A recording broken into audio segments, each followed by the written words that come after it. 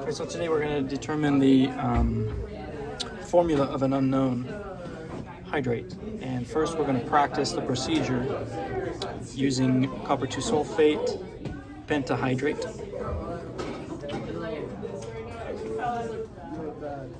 So what we need is about 3 to 4 grams of the hydrate. And we're going to weigh our crucible and weigh about 3 to 4 grams. And then we'll be ready to begin. Okay, yeah. So this is slightly weird because we don't know the number.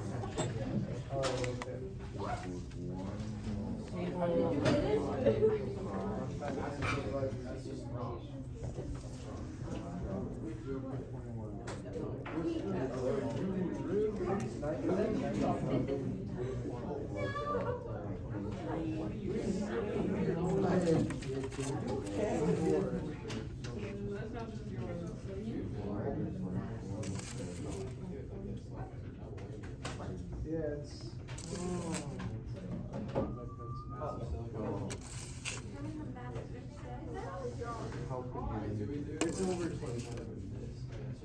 So it's over there.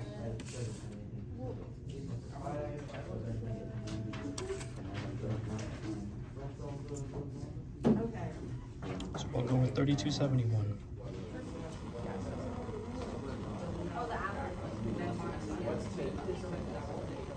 So with the lid partly open to let the water vapor exit the crucible, we're going to heat it up for 4 minutes.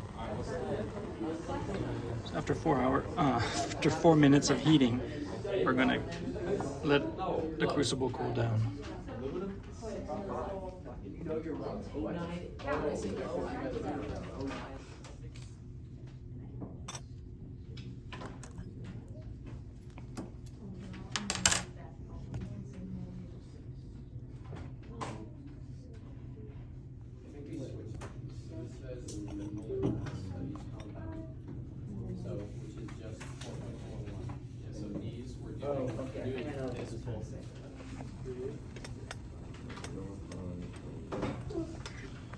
So now we're ready for the second heat.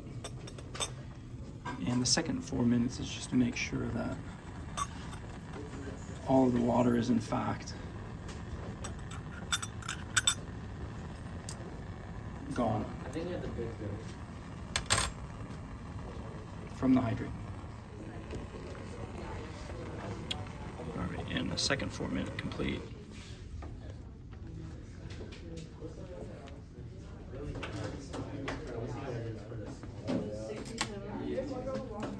We're going to let the crucible cool down again for 4 more minutes before we weigh it. All we have left inside now is the anhydrous.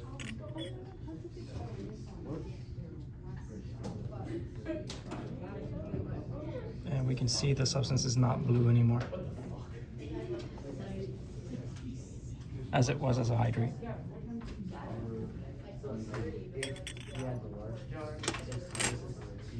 So we'll let it cool down before we take the final measure. Okay, so now we're ready to take a second mass, which should be the same, 3141 or very close to it. So 3140. So it tells us that effectively we did have all of the water driven off the first time. So 3140 is the mass of the anhydrous copper sulfate, so CuSO4 by itself with no water, 3140.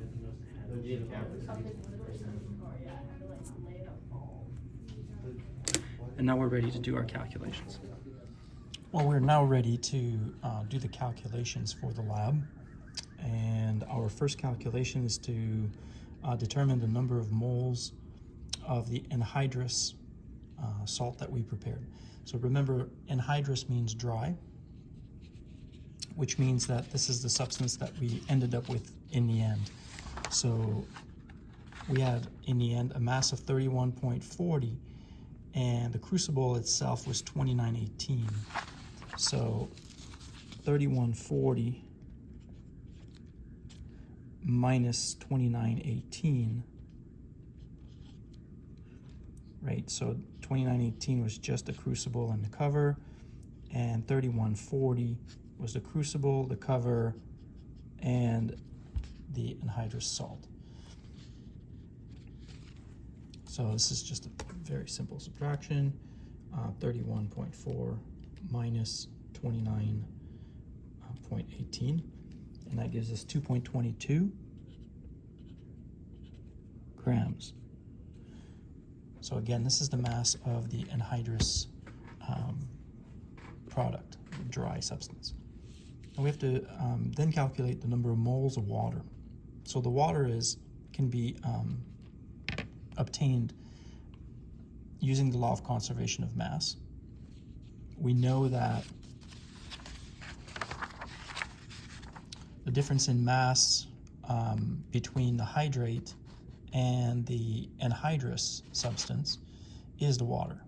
So the water was in the 3271, but missing from the 3140. So the difference between the mass before the reaction and the mass after the reaction is the amount of water that was driven off. So 3271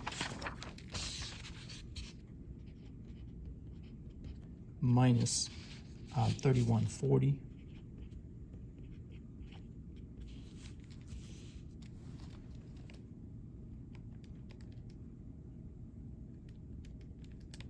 is 1.31.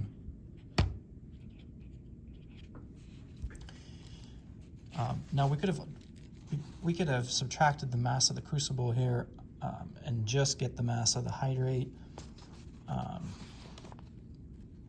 but the crucible doesn't change from between before and after the reaction, so it doesn't really matter whether we subtract it or not. So this is 2.22 was the anhydrous, so this is the dry CuSO4.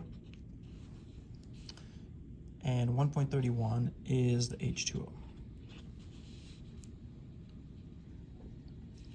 Then we have to calculate the moles of water and per mole of anhydrous salt.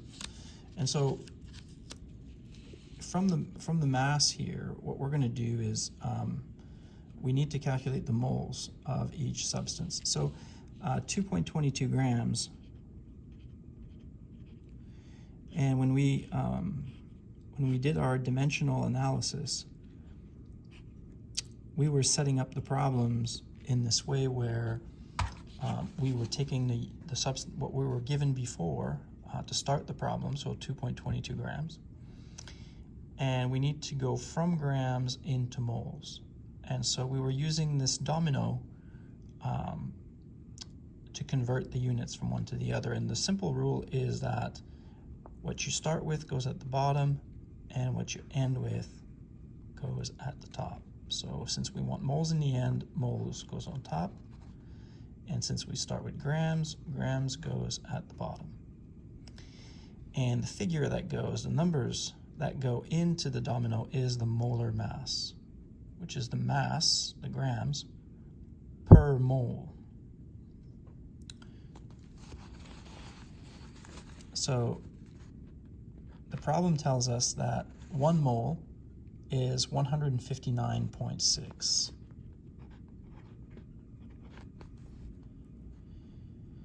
That's the molar mass of CuSO4. And we could find this 159 by taking the mass of the copper from the periodic table, adding the mass of the sulfur from the periodic table, and adding 4 times the mass of the oxygen also from the periodic table. So copper, 1 copper plus 1 sulfur plus 4 times the mass of the oxygen, and the total would give us 159.6.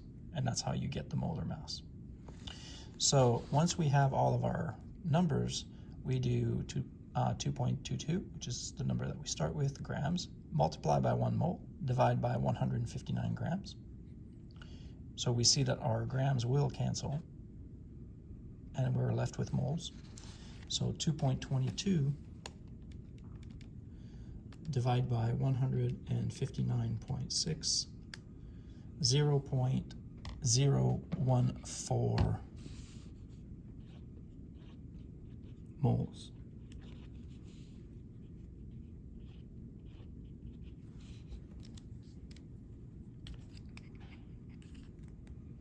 For water, exactly the same thing, right? We start with 1.31 grams. Then we're going to have our domino, and we're looking for a number of moles. So our original unit goes up to the bottom. Our desired unit, what we want, goes on top. And here in this will be the molar mass of water, which is, of course, 2 times 1 for hydrogen, plus 16 for oxygen. So 18 grams for 1 mole. In this case, we have 1.31 grams, multiply by 1 mole, divide by 18, 0.073.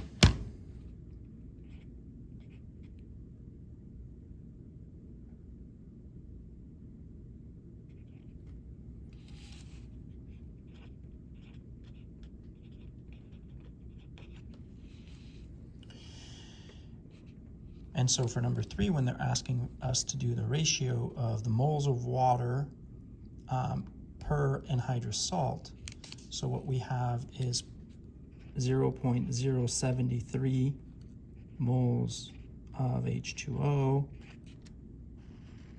per 0.014 moles of CuSO4.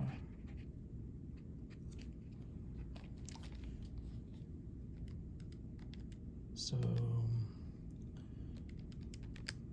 5.2.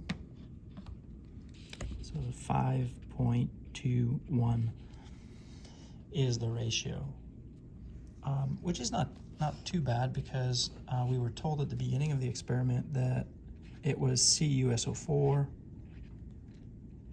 5 H2O. So we had copper sulfate pentahydrate, which means that there are 5 moles of water per mole of copper sulfate. And here we have 5.21.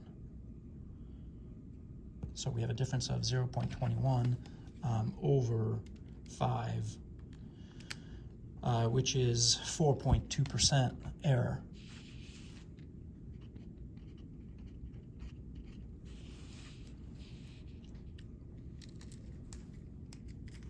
So now that we have this information, we're ready to repeat the lab, do the exact same calculations and procedure, but this time for the unknown.